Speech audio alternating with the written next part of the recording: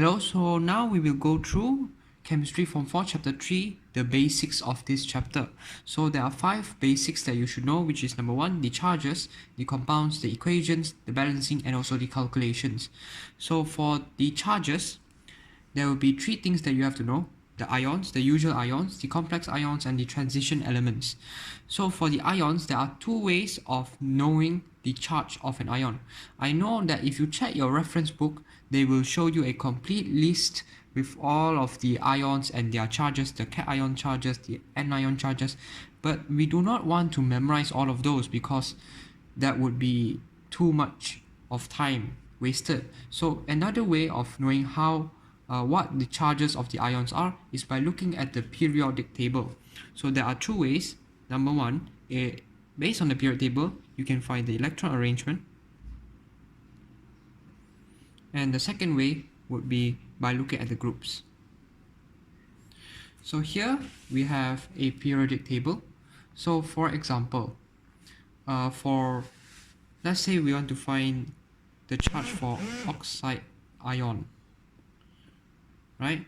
So as we can see in the periodic table, oxygen, the proton number of oxygen is 8, right? Oxygen proton number is 8. So the electron is also 8, which means the electron arrangement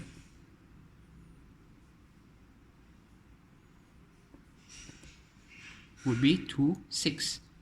So if it's 2, 6, that means if it wants to achieve stable electron arrangement, we have to remember that the shell must be fully occupied, meaning that it should be 8, because starting from the second shell, if it wants to be stable, the last shell must have 8 electrons. So to be 8, it has to receive 2 electrons, right? It has to receive 2 electrons, and electrons are negatively charged.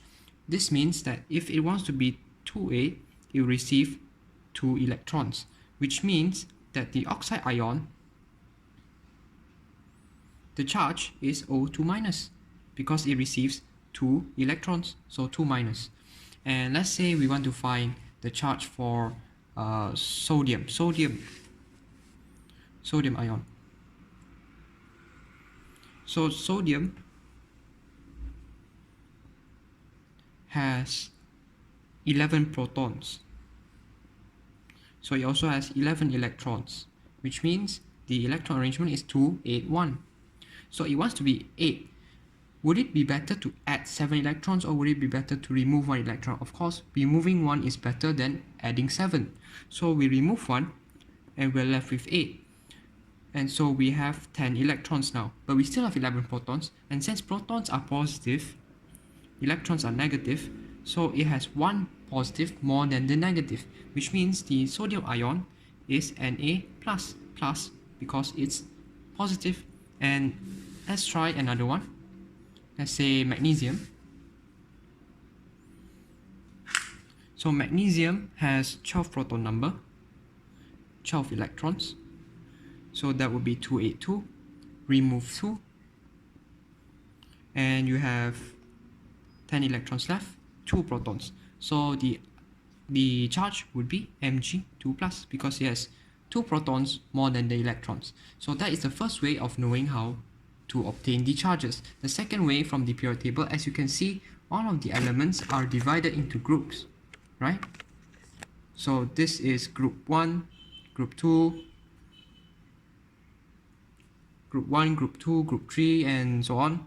13, 14, 15, 16, 17, and 18.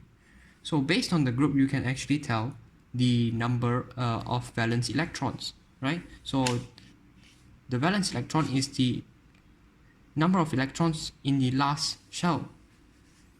So this is group 1, which means that all of these elements, valence electron is 1, which means the charge is going to be positive. Group 2, it will be 2+. Group 13 will be 3+. Group 14, 4 valence electrons. 15, 16, 17, and 18. So that is one way to know how to obtain the charges for the ions. That is, 2 ways: the electron arrangement and also the groups. So for complex ions, there are a few which you have to know, which are the sulfate ions, SO4 2-, the carbonate ions, CO3 2-, nitrate ions, NO3-, and also the phosphate ion, which is PO4 3-. And if you can remember these, if you can memorize, then you memorize. But actually, if you do a lot of questions, then you remember. And another way, if you really forget the charge of these complex ions, you can actually obtain it by drawing the either you can draw the electron arrangement or also the Lewis structure of the electron arrangement. So for example, SO4 2-, S is sulfur, and sulfur has 16 protons. So it also has 6. So sulfur has 16 protons, which is 16 electrons, which is 2, 8, 6, right? So it has 6 valence electrons, and then oxygen is 8. Oxygen is 8, which is 8 electrons, so that would be 2, 6. Okay, so we know that the valence electron of sulfur is 6, the valence electron of oxygen is also 6. So here we draw the valence electron, 1, 2, 3, 4, 5, 6. Let's draw one oxygen here, one oxygen here, and one oxygen here, and finally one more oxygen here. So there'll be 4 oxygen, and let's draw the valence electron of the oxygen, which is 6. This is also 6. That's why I drew 6 here. So for oxygen, 1, 2, 3, 4, 5, 6. 1, 2, 3, 4, 5, 6. 1, 2, 3, 4, 5, 6. 1, 2, 3, 4, 5, 6. So as you can see, this oxygen still needs 1 electron. It has 1, 2, 3, 4, 5, 6, 7. Sulfur has already 8 electrons. 1, 2, 3, 4, 5, 6, 7, 8.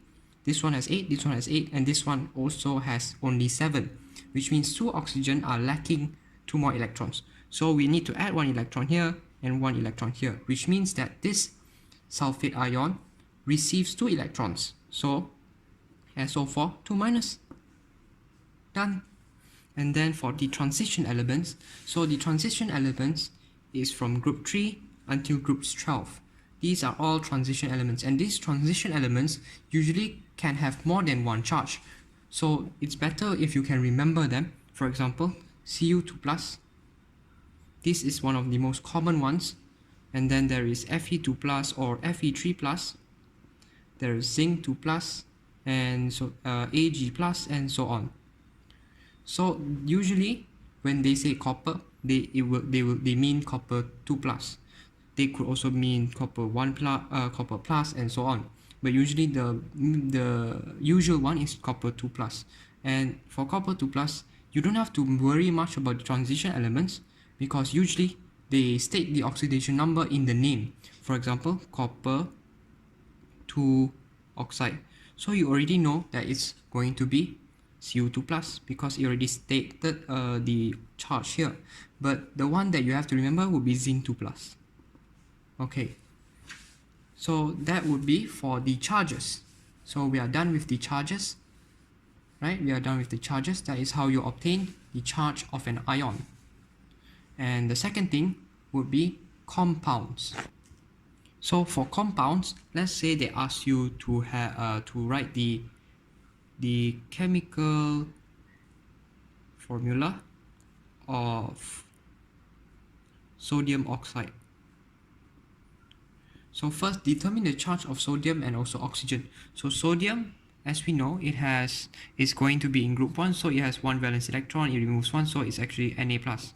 And then the oxygen, it has 6 valence electron, it will receive 2 electrons, so it will be O2-. And then to determine the chemical formula of the compound, you cross the charges.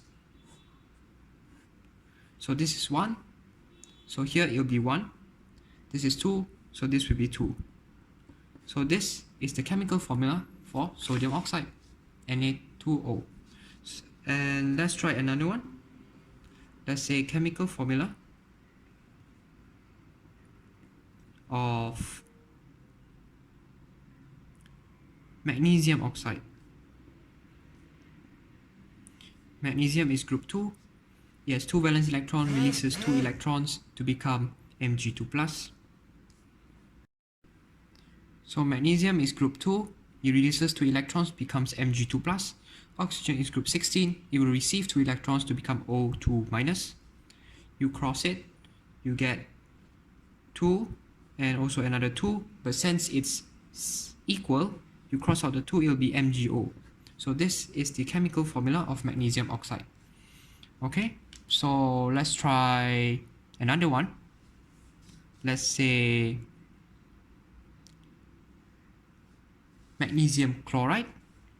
So Mg2 plus, and chloride would be group 17, so it will actually accept 1 electron to become Cl minus. Cross it, Mg Cl2. So that would be the chemical formula for magnesium chloride. Okay, so now we will go for the equations. So now we will move on to the equations. So for example, if they ask sodium metal reacts with oxygen gas to produce sodium oxide. So sodium reacts with oxygen gas, which is O2, to produce sodium oxide.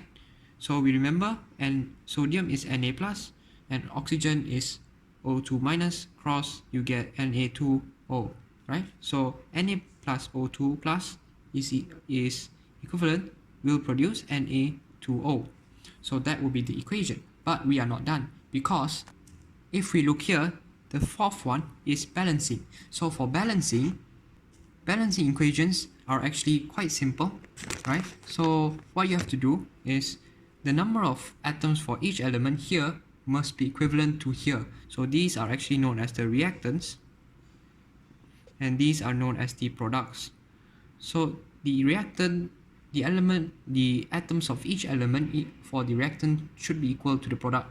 So over here we have two sodium and also 1 oxygen. Here we have 1 sodium and 2 oxygen. So we have to make it balanced. So usually the easy way to do this is by multiplying the odd numbers. So over here we have 2 sodium, here we have 1, so we times 2. So there'll be 2 sodium now, and we have 2 oxygen, here we have 1 oxygen. Okay, so we put a 2 here, and now we have 2 oxygen, and 2 times 2, 4 sodium. So we have 4 sodium and 2 oxygen. Here we have 2 sodium and 2 oxygen. So here we want to make it 4. So we have 4 sodium and 2 oxygen, and done. We have our balanced chemical equation, which is 4Na plus O2 is equivalent to 2Na2O. So that would be the equation. So now let's try another one. So here we have another question. Sodium metal reacts with water to produce sodium hydroxide and hydrogen gas.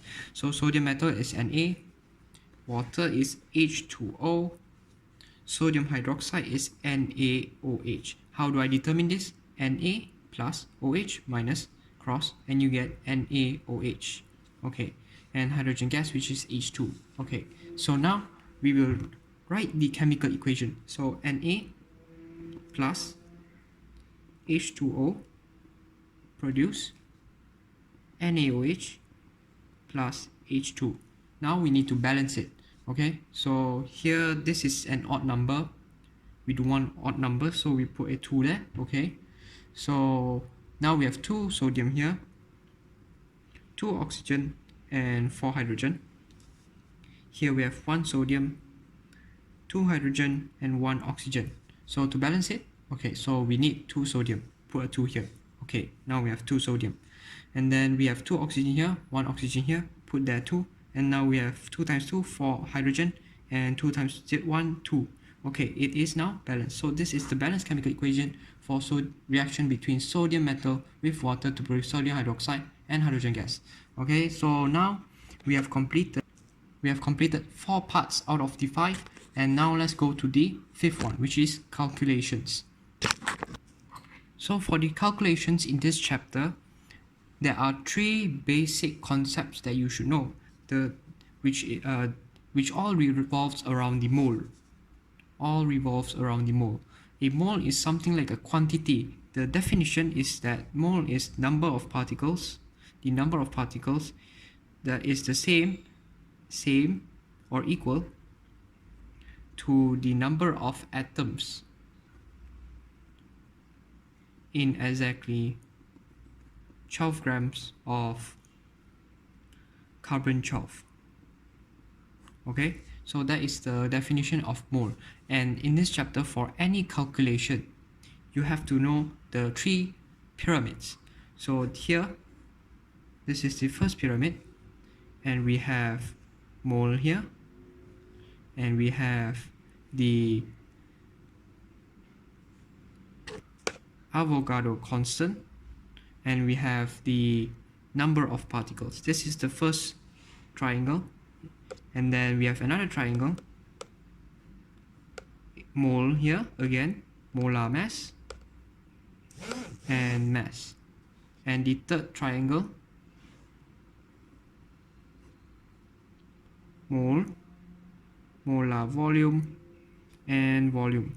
So how to apply this? Basically, if I want to find the number of particles, it would be equivalent to mole times the Avogadro constant. If I want mole, that would be number of particles over the Avogadro constant. If I want the, okay, and this Avogadro constant is actually equal to the number of particles in 1 mole of substance, and they usually give this during the exam, so you do not have to memorize it, but it is actually 6.02 times 10 to the power of 23. So in 1 mole of substance there will be this much particles. Okay, and then here this is mole, this is molar mass. The molar mass is actually the relative molecular mass or relative atomic mass of the atom or compound, and this is mass. So if I want to find mole, it will be mass over molar mass. If I want to find mass, it will be mole times molar mass. If I want the molar mass, it will be mass over mole. And for the third one, mole will be equivalent to volume divided by molar volume. Molar volume will be equivalent to volume over mole, and volume will be equivalent to mole times molar volume. And this molar volume they will give you in the exam, so you do not have to worry about this one. So for the application, let's try a few questions to apply these 3 triangles. Okay, so here we have a question which we can try. So it says 3.2 grams of copper 2 oxide is reacted with excess diluted nitric acid to produce copper 2 nitrate and water. So the first thing that you should do is write the chemical equation. So copper 2 oxide, this means that it is Cu2 plus with oxygen, which is O2 minus. Cross that, you will get Cu2O2, which is CuO. Okay, and then here diluted nitric acid. That anything with acid has H plus, so nitric acid would be H plus and also NO3 minus. Cross that, you get HNO3, and then copper 2 nitrate. Copper 2 nitrate, that will be Cu2 plus and NO3 minus. Cross that, you get Cu NO3 2, and then water is just water. Okay, so now we will write the chemical equation. CuO reacts with nitric acid HNO3 to produce copper 2 nitrate CuNO3 2 plus H2O. So now we will balance the equation. There's 2 nitrate here, so put a 2 here. And is that all?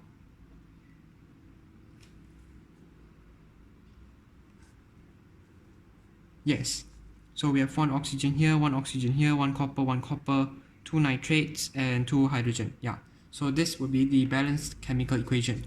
Next, let's see what they gave us. They gave 3.2 grams of copper 2 oxide is reacted with excess diluted nitric acid. So here, this CuO is 3.2 grams, and they want to find the mass of copper 2 nitrate form.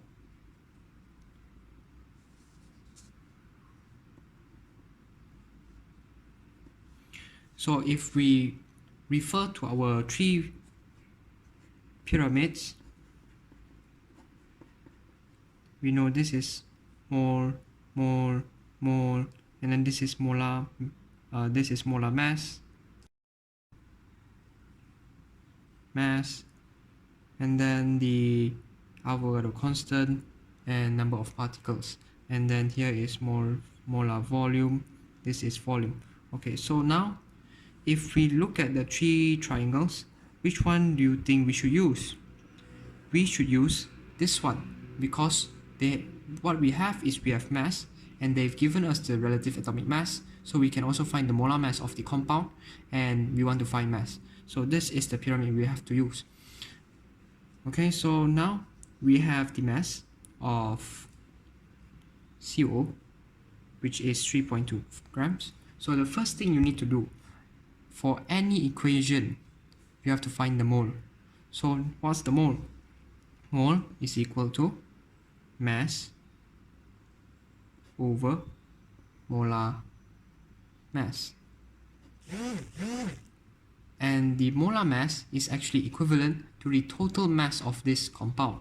So this compound is made up of 1 copper and 1 oxide. So the molar mass is actually Cu, which is 64, plus oxygen, there's only 1, so that's 16, and you take your calculator, you count, and you will get 80.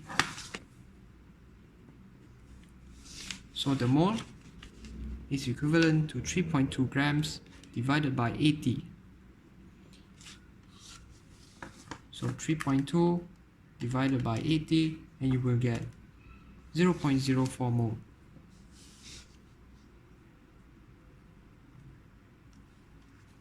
And if we look at the equation here, 1 mole of copper oxide will produce 1 mole of copper to nitrate. So the mole ratio is 1 to 1, which means that the number of mole for copper to oxide is equal to the number of mole of copper to nitrate, which means the mole of copper to nitrate is also 0.04 mole. So now they asked for the mass. Okay, so mass is going to be mole times molar mass, and copper to nitrate, there is 1 copper plus 2 nitrates, right? 2 nitrates. So copper will be 64, and then this one will be 2 in bracket N, which is going to be 14, plus 3 oxygen, and that would be 64 plus 2, 14 plus 3, 16, 64 plus 2,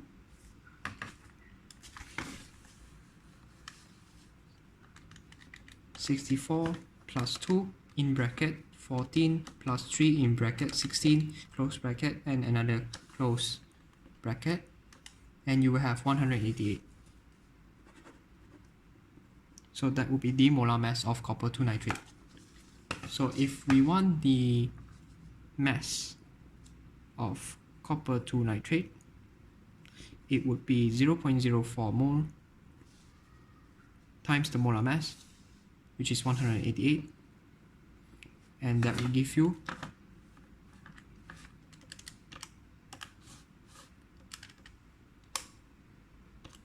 7.52 grams.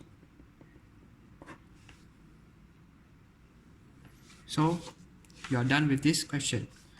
And if, let's say, they ask the amount of nitric acid that reacted, so the mass of the nitric acid that reacted, so basically the mole ratio you have to look, it's actually 1 to 2. So if they do ask something like that, then you will actually have to times the mole, because in this equation what it actually means is that 1 mole of copper to oxide will react with 2 moles of nitric acid to produce 1 mole of copper to nitrate and 1 mole of water.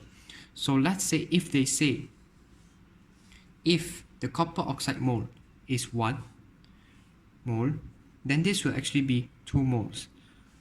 Okay, so in this case the mole for copper oxide is actually 0.04. So the number of moles, if they ask, let's say they add an extra question, what is the mole of nitric acid that reacted? So since it is a 1 to 2 ratio, the number of moles of nitric acid that reacted would actually be 2 times 0.04, which is going to be 0.08 mole. And that would be the basics of this chapter.